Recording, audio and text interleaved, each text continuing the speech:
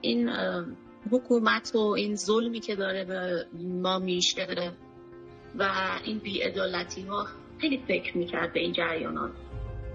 خیلی خیلی جسور و نترس. من همیشه میترسیدم که نکنه اتفاقی براش بیفته.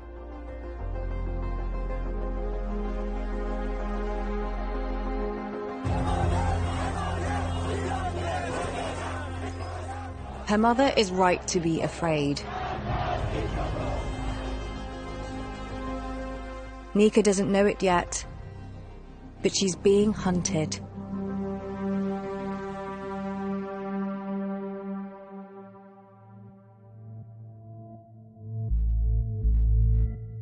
We've been handed what is, on the face of it, a classified IRGC report that's never been published before. Those who supplied it to us are risking their lives, so we've reproduced it for their protection. It's 6 pages of a much larger case file of investigations into protesters during 2022. These pages summarize a 5-hour classified hearing on Nika's case.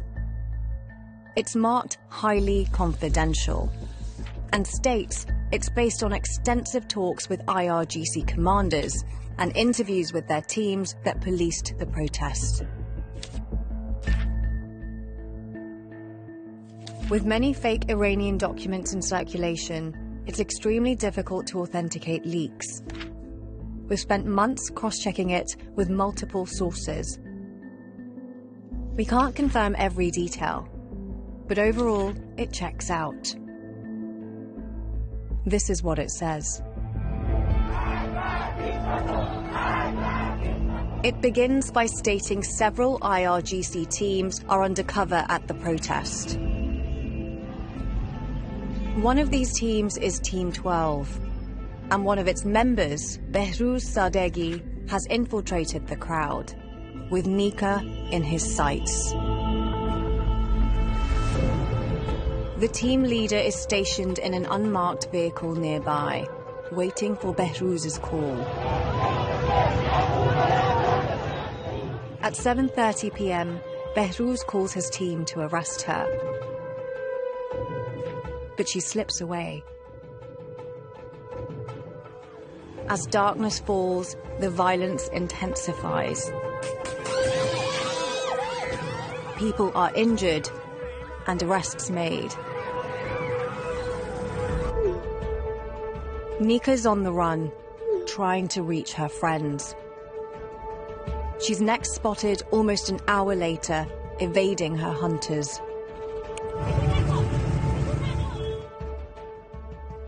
They wouldn't lose her a second time.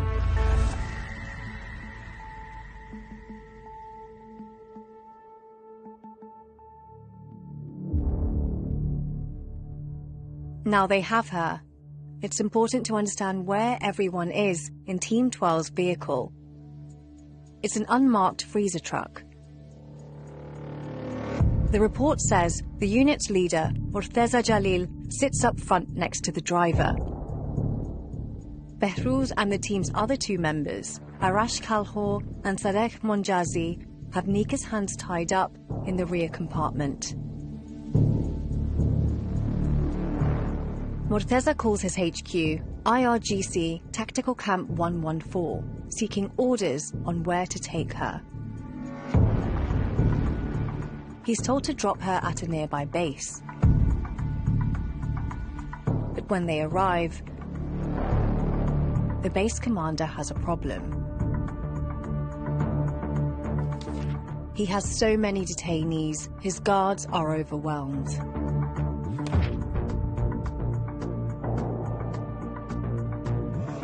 With tensions in the city boiling over, Murteza contacts HQ again and is given a new destination.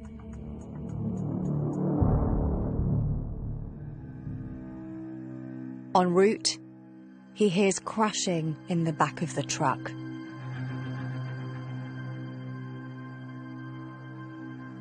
The report includes the direct testimony of Team 12, who tell us what happens next. We're using actors to speak their words. A warning, they describe a killing.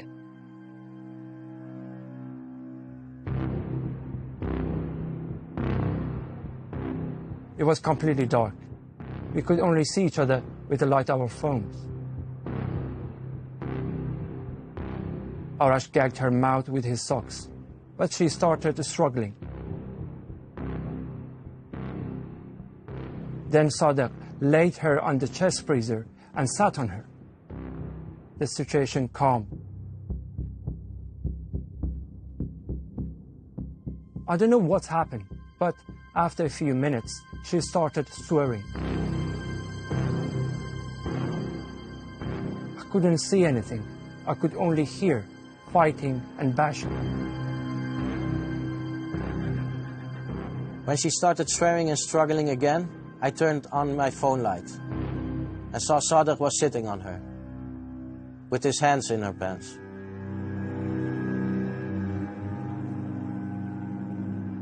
I never put my hand in her pants, but I can't deny that when I was sitting on her, I got aroused and touched her buttocks. Her hands were tied behind her back, but she suddenly jolted her body, so I fell. She kicked at my face, so I had to defend myself.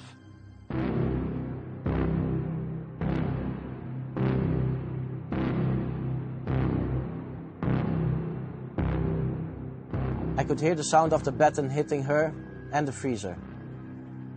I started to kick and punch, but really didn't know if I was hitting our guys or her.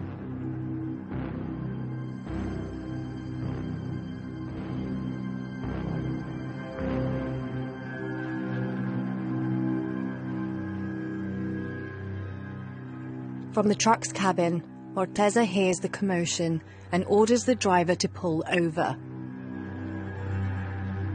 When I saw her, I was only thinking about how to transfer her. And didn't ask them any questions except, is she breathing? I think it was Behruz who answered, no, she's dead.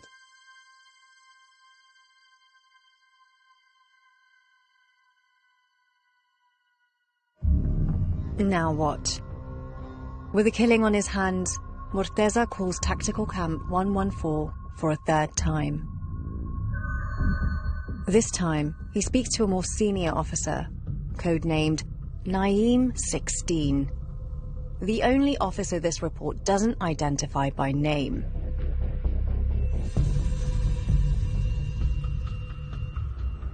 We already had death in our stations, and I didn't want the number to rise to 20. Bringing her to the camp wouldn't solve any problems. I just asked, are you sure she's dead? Morteza Jalil confirmed she was. So in my opinion, the best thing to do was dump her on the street.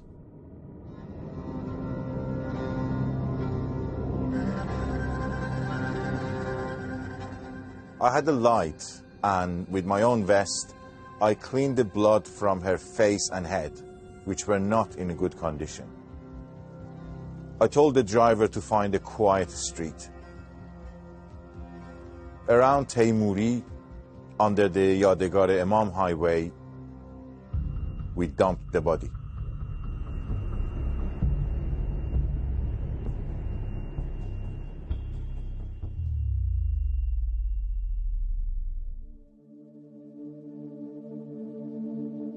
Nika's mother, Nasrin Shakarami, had no idea what happened to her daughter. All she knew is that Nika hadn't come home. صبح اون روز ما مراجعه کردیم به فکر کردیم که نیکا رو گرفتن ماموران به حالا ارگان‌های مختلف، زندان‌ها و اداره آگاهی و جاهای مختلف، هر جایی رو که فکرشو می‌کردیم رفتیم. تا 9 روز هیچ خبری از نیکا نبود. 9مین روزی که نیکا مفقود شده بود، من و داداشم محسن رفتیم اداره آگاهی. This time, they told her the news no mother can bear to hear, where she would find her daughter's body. ما همون موقع رفتیم سردخونه کهریزک، جنازه رو رویت کردیم، دیدیم نیکاست و As Nasrin examined her daughter, something became clear. خودم رویت کردم کامل جنازش رو، بدن دخترم کاملا سالم، دست و پاها اندامش سالم بود، فقط صورتش، گونه‌هاش شکسته شده بود و دندونهاش و پشت سرش که یک ضربه خیلی شدید خورده بود و جمجمش رفته بود تو، به این شکل کشته شد. صدمات از ناحیه سر بود، از ناحیه سرش بود. Nika's death certificate provides a similar explanation. It said she was killed by multiple injuries caused by blows with a hard object. Like Mahsa Amini, Nika's death sparked outrage across Iran. Nearly a month after her funeral, state television broadcast the official investigation. It explained how Nika had killed herself by jumping from a building and stated her death was unrelated to the protest she'd just attended. It showed CCTV of a person it claimed was Nika entering a 5-story apartment block just after midnight on September the 20th. But Nika's mother says it's not her. میتونن از یک شخصی که شبیه نیکا خیلی زیاده، ولی که به هیچ عنوان تایید نمی‌کنن که اون نیکا باشه. Their investigation also included a video still of Nika's body at the site of the alleged suicide. Nika's mother remains unconvinced. In an Instagram post, she said local residents witnessed a group of men bring a girl's body to that location one morning and photograph it in the early hours. تهدیدهایی از من کردن که من بیام اعتراف کنم و فیلم بگیرن و پخش کنن و بگن که حالا این یا چه میدونم خودکشی بوده یا میخوان من رو مجبور به این کار کنن.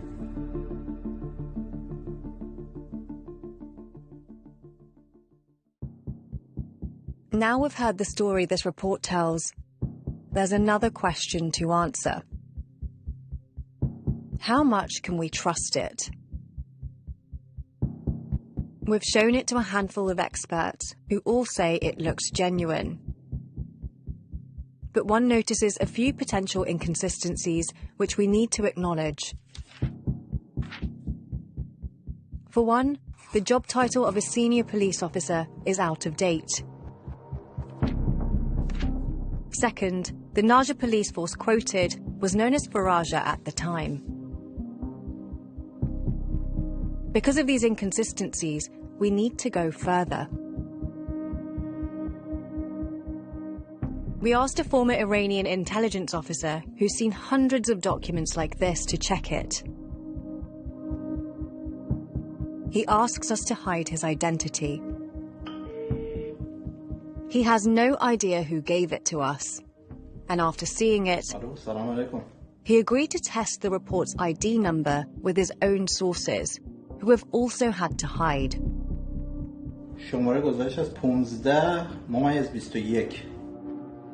He's speaking to someone inside the IRGC to check if the case file really exists, and if so, what it's about. البته این گزارش یک خلاصه کوچولو از اون گزارش 322 صفحه‌ای هست. شماره گزارش و اون تایتلی که تحقیقات قضایی در مورد اغتشاشگران سال 1401 به تایید رسیده. اون شخصی که اون طرف تلفن هست موظف درستشو بگه، به خاطری که نمیدونه چه شخصی تلفن بهش کرده، اون کد رو میشناسه. After reading the report, he wants to find out who the unnamed officer, Naeem 16, is. So he makes another call. He doesn't let us record this one. برای این کار من تماس گرفتم با یک کسی در سیستم نظامی ایران که بتونه برای ما تایید بکنه که این کد نعیم 16 که کد 20 بوده آیا وجود خارجی داره یا نه. نعیم 16 هست سربان محمد زمانی که الان در تهران داره کار میکنه. The document lists the attendees at the hearing. We look at it again. ولی تو این گزارش وقتی نگاه میکنیم اینجا اسم ازش برده شده. محمد زمانی اون زمان صدفان یکم بوده که در اطلاعات سازمان بسیج مستضعفین کار میکرده که هنوزم شغلش همینه، فقط یه رتبه رفته بالاتر و الان هم ایشون سربان محمد زمانی هست. While we can't independently verify if Mohammed Zamani is Naeem 16, our source's new information does offer further corroboration that the report is genuine. Is there any way that document could be a fake? No, it's nothing. It's original and we accept that. It's not fake.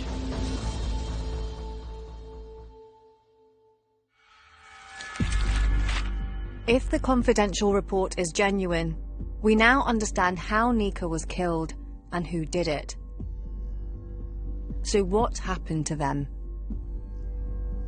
The document provides some answers. As we know, attendance at the classified hearing was recorded.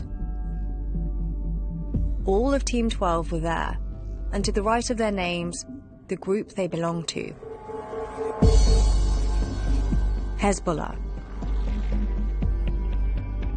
Hezbollah refers to the Iranian group that shares the same name as the Lebanese political organization.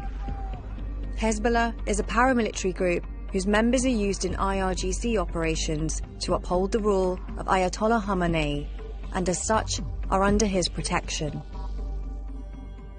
This may go some way to explain the hearing's verdict. It concluded that sexual assault caused the fight in the rear compartment, and that strikes from Team 12 caused the death of Nika Shaakarami. But as members of Hezbollah, outside the jurisdiction of the IRGC, they were not punished. But what about the men who tried to cover it up? Naeem 16, the officer who told Team 12 to dump Nika's body, was given a written reprimand. But he wasn't the senior officer at this meeting. Alongside him were commanders from Tehran's police, the IRGC, and its intelligence organization, ranking as high up as second in command. But as far as we know, none of these men faced any consequences for their part in the cover-up. While Iran's government claimed her death was suicide unrelated to the protest, our evidence leads us to a very different conclusion.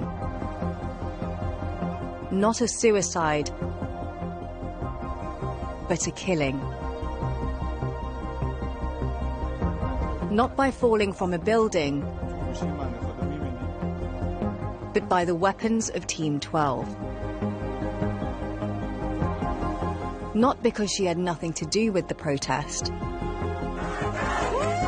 but because this 16-year-old girl dared to stand for what she believed in.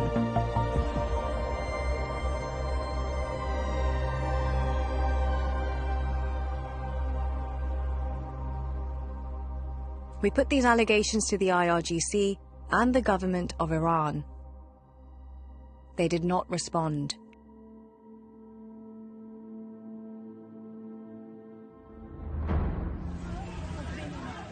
Throughout the Women Life Freedom movement, more than 500 of those who spoke out were killed.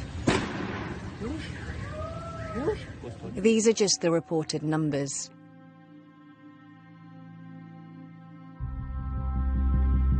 خب از یه طرف خب من مادرم و بی نهایت نیکا رو دوست داشتم و که مثلا ما پشتی میاییم که بخوام قاتل رو معرفی کنن، نمیدونم از روی یه ساختمونی افتاده و همچین چیزی رو من قبول نمی کنم. خود جمهوری اسلامی بوده، سپاه بوده که نیکا رو کشته. While we can never be certain the report is genuine, after months of investigation, the evidence we've found indicates this document does record Nika's last moments. Now she joins the likes of Mahsa Amini and the countless other young women who've been killed for speaking out.